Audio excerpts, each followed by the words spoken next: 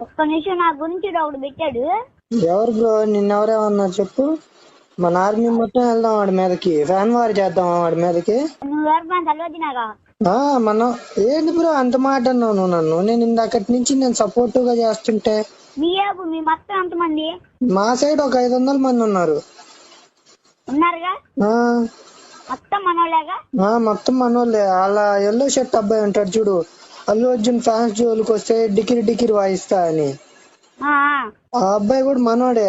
తెలుసు, contact number ఉంది. అబ్బాయిని రమ్మని చెప్పా.